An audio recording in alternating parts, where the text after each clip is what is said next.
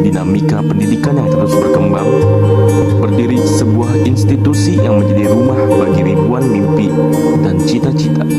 Inilah SMA N11 Tangerang Selatan. Seperti apa peran dan pengalaman mereka dalam menjalankan organisasi di sekolah? Berikut hasil wawancara kami dengan pengurus OSIS MAN 11 Tangerang Selatan. Assalamualaikum warahmatullahi wabarakatuh. Perkenalkan, nama saya Almas Ganiasana. Saya mengikuti organisasi OSIS yang menjabat sebagai ketua OSIS. Dan di sini saya ingin memberikan pendapat saya tentang tekanan akademik.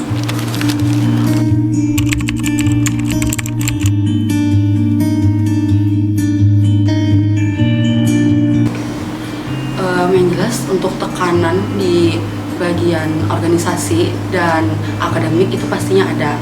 Jadi itu hanya tergantung pada diri masing-masing, yang dimana kita tuh harus menyeimbangkan di antara keduanya.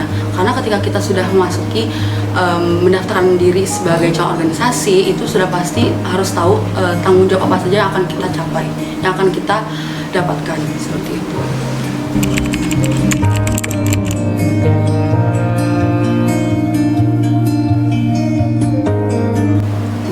Menurut saya, dari pastinya ketika kita masuk organisasi itu terdapat beberapa tuntutan dan juga tekanan. Dan tuntutan dan tekanan itu menurut saya itu adalah salah satu hal yang dapat yang membuat kita bisa lebih berkembang diri.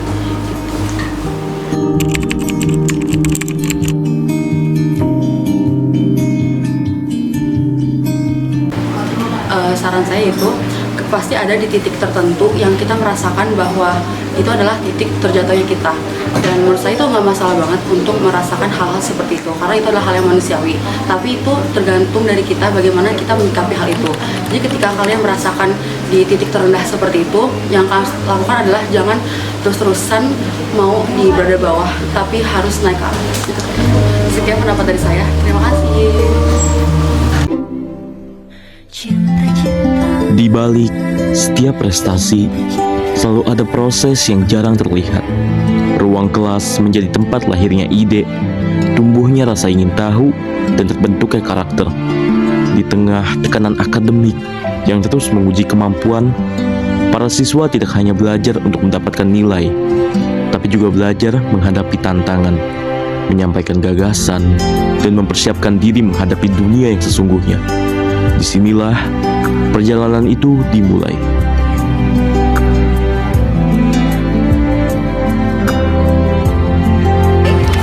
Assalamualaikum warahmatullahi wabarakatuh. Mohon izin, nama saya Diana Kawati Wulandari.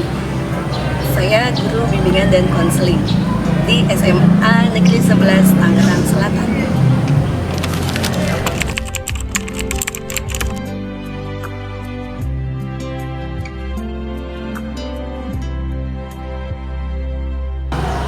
Baik, menurut pandangan saya, siswa yang berprestasi itu pasti mengalami tekanan akademik ya, dan mereka juga harus membagi waktunya untuk belajar sehingga prestasinya itu bisa dipertahankan.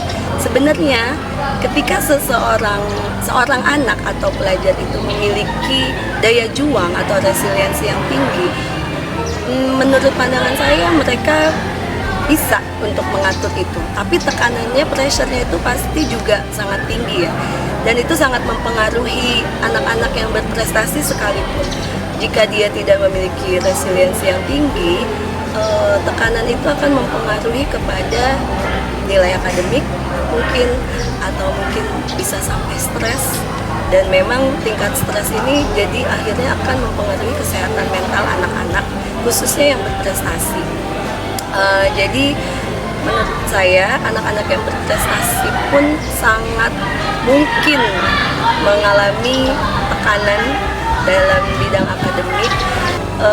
Saya pribadi sebagai guru BK melihat anak-anak yang memiliki prestasi dengan tekanan akademik yang tinggi, jujur agak kurang setuju, jadi kurang seimbang gitu ya. Anak akademik bisa diseimbangkan dengan kegiatan ekskul mungkin, atau dengan kegiatan peralihan lainnya, sehingga tidak melulu tekanannya itu di akademik. Karena setiap pelajar atau anak-anak itu pasti memiliki prestasi lain yang tidak hanya di akademik saja. Kurang lebih seperti itu.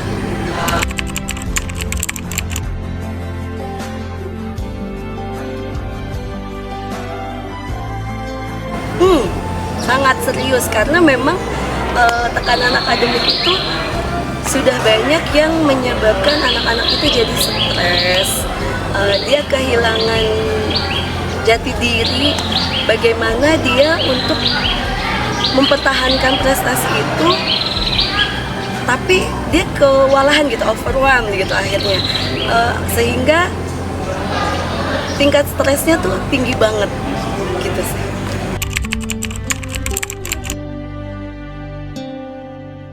Pesan singkat untuk anak-anak zaman sekarang, yuk tingkatkan daya juang kita dan yakinlah bahwa apa yang menjadi pilihan kamu itu banyak yang mendukung. Yang penting kamu bisa mengekspresikan diri, berani bilang tidak untuk hal yang memang tidak kamu inginkan, berani bilang iya untuk hal yang memang ingin kamu lakukan dengan cara yang baik pastinya.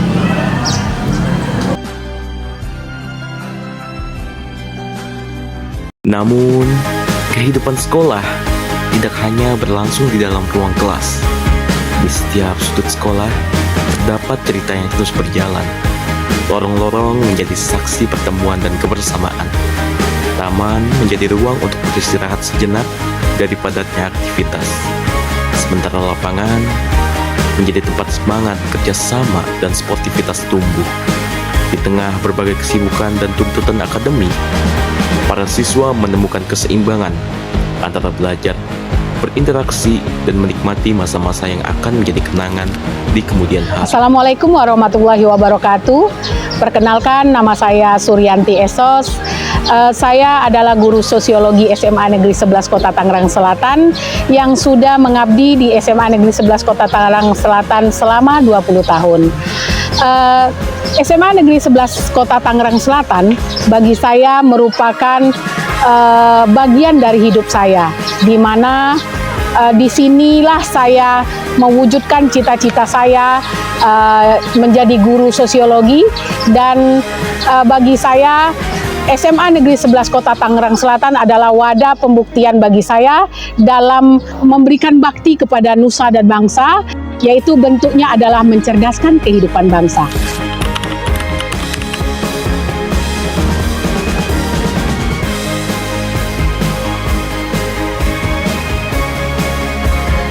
Seorang siswa yang berprestasi itu kecenderungannya adalah konformitas. Artinya anak-anak yang berprestasi adalah anak yang sudah memiliki jalur, dia sudah sesuai dengan aturan-aturan dan manajemen diri yang sudah berlaku pada dirinya.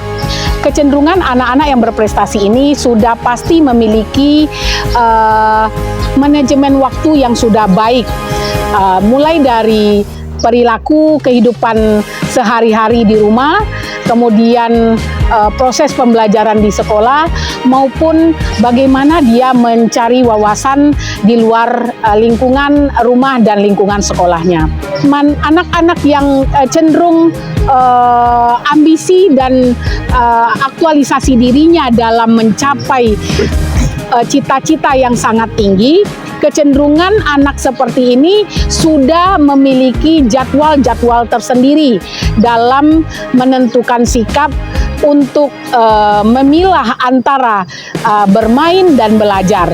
Dan biasanya sekalipun sekolah itu adalah tempat di mana seorang anak mendapatkan ilmu pengetahuan, bagi anak-anak yang mempunyai ambisi dalam aktualisasi diri, dalam hal ini mencapai prestasi, anak-anak yang seperti ini juga memanfaatkan baik itu media sosial, kemudian fasilitas-fasilitas yang ada baik di lingkungan rumah, sekolah seperti perpustakaan, maupun di lingkungan masyarakat sekitar. Misalnya mengaktualisasikan diri dalam organisasi-organisasi tertentu, Nah, ini adalah bentuk dari seorang individu yang memiliki karakter ingin berprestasi.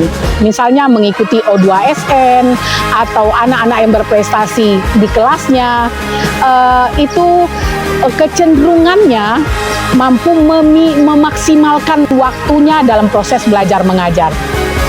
Untuk pertanyaan itu mungkin cukup.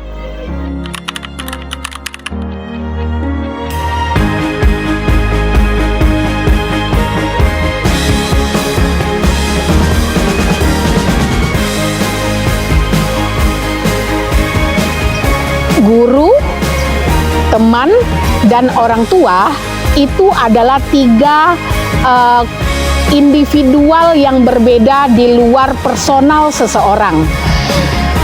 Guru adalah seorang yang memiliki kewajiban tuntutan terhadap muridnya. Sudah pasti seorang guru mempunyai ekspektasi yang tinggi terhadap muridnya dalam pemenuhan pencapaian akademik seperti kompetensi pembelajaran dan nilai serta tugas-tugasnya. Ekspektasi teman adalah orang yang paling dominan menjadi pengaruh dalam personal seseorang. Itu pasti. Karena apa? Terutama di remaja sekarang itu sudah pasti pertemanan adalah tempat yang paling nyaman bagi seseorang dalam bergaul. Nah, dari sisi ini maka seorang individual yang memiliki circle pertemanan sudah pasti akan berusaha memenuhi tuntutan ekspektasi teman-temannya. Misalnya kemampuan dalam berinteraksi, nyambung atau tidaknya dalam komunikasi antar pertemanan itu adalah sebuah hal yang mutlak dalam persahabatan. Yang kedua, atribut yang dipakai oleh circle pertemanan itu juga kadang-kadang mempengaruhi. Misalnya untuk remaja sekarang, merek HP, merek baju, merek seluruh fasilitas yang ada, atau kalau bahasa sekarangnya itu outfit itu juga mempengaruhi pertemanan seseorang. Nah, jika seseorang itu mampu memenuhi ekspektasi lingkungannya, terutama value kelompok, maka dia akan mudah dalam bergaul. Akan tetapi apabila pemenuhan ekspektasi itu dipengaruhi oleh ketidakmampuan seseorang, terutama adalah ekonomi, ini cukup menyulitkan bagi seseorang untuk bergaul leluasa dalam circle pertemanannya. Yang ketiga itu adalah ekspektasi orang tua. Ekspektasi orang tua adalah harapan orang tua terhadap anaknya. Ini mutlak. Dalam arti tidak ada orang tua yang menginginkan anaknya tidak sukses. Setiap orang tua pasti menginginkan anaknya mempunyai kelebihan-kelebihan dan aktualisasi diri yang hebat di luar, baik itu secara akademis maupun secara sosial. Orang tua, terutama pada masa sekarang ini, mengukur kesuksesan itu ada terutama di dalam bidang untuk tingkat SMA itu bagaimana seorang anak bisa berprestasi dalam akademik maupun non-akademik. Sebuah prestasi itu sangat membanggakan orang tua. Itu adalah salah satu standar yang diharapkan oleh orang tua. Apabila orang tua terlalu memaksakan kehendaknya, maka tekanan stres pada anak cukup tinggi. Akan tetapi jika anaknya sudah dari awal memiliki jalur yang sama, pemikiran yang sama, dan ekspektasi yang sama dengan orang tuanya, maka pencapaian prestasi maupun perwujudan cita-cita seorang anak tentunya akan mudah dicapai karena disupport oleh orang tuanya.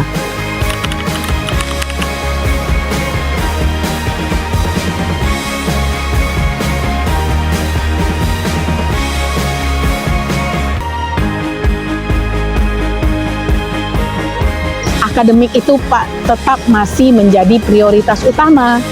Oleh karena itu, kesimpulan saya, kurikulum di Indonesia itu masih tetap prioritasnya adalah akademik. Yang kita perbaiki adalah sistem kurikulum itu sendiri secara menyeluruh, bahwa akademik berhubungan dengan kompetensi siswa. Kompetensi siswa itu harus dicapai dengan proses pembelajaran yang baik. Maka yang perlu diperbaiki adalah proses pembelajarannya. Sebagai akhir dari sesi ini, pesan saya adalah supaya kamu tidak tertekan dalam mencapai ekspektasi-ekspektasi yang ada di sekeliling kita, maka kamu harus menjadi dirimu sendiri, memiliki jalur yang konformitas nilai dan value kamu, utamakan, prioritaskan pada apa yang hendak kamu capai, berusaha dan selalu berjuang, tetap bersemangat. Tenang namun penuh makna. Perpustakaan menjadi ruang di mana rasa ingin tahu bertemu dengan pengetahuan, dan setiap halaman membuka peluang untuk memahami dunia lebih jauh. Assalamualaikum warahmatullahi wabarakatuh. Halo semuanya, nama aku Kanisa Kira Adriana Putri dari kelas 11 3. Aku merupakan perwakilan dari Eskul Paskibra. Aku sebagai narasumber, hari ini aku bakal memberikan pendapat aku tentang tekanan akademik.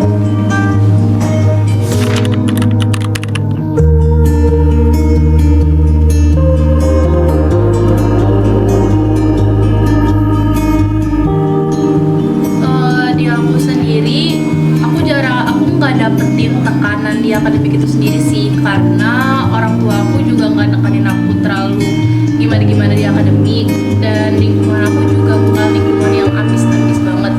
Jadi aku nggak terlalu fokus, bukan nggak terlalu fokus sih, aku nggak maksa diri aku buat kayak yang harus nilainya 100, yang gimana-gimana gitu. Dan untuk non akademik sendiri juga aku ikuti, bukan mau mengajar sesuatu. Aku emang dari dulu, dari SMP, karena SMP gak ada kegiatan sama sekali, jadinya aku pengen coba kegiatan hal baru di SMA, dan ternyata aku sangat-sangat aktif di hal itu. Kayak aku kayaknya udah ngikutin 8-9 lomba sampai sekarang, dan itu baru mati hidup aku. Untuk cara aku bagi waktunya, menurut aku waktu di akademik dan di non akademik itu sendiri gak halangin aku sih, sama-sama kayak nggak bertabrakan gitu. Karena sekolah dari pagi sampai jam pulang, habis itu aku latihan, dan untuk tugas-tugas sendiri itu aku kerjainnya biasanya di malam kayak gitu.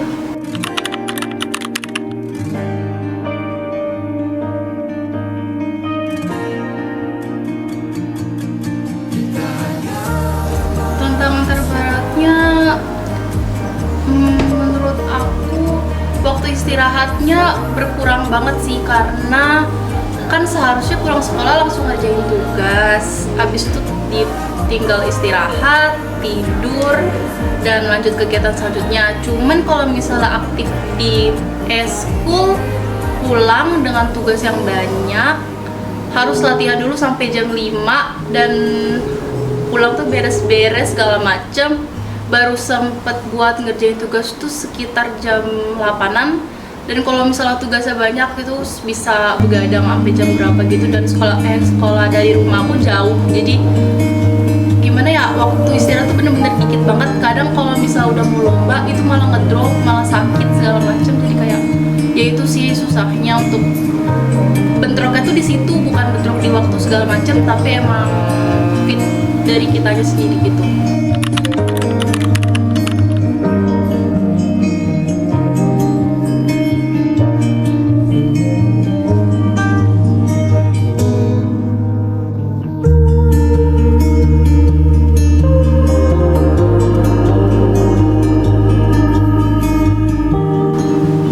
aku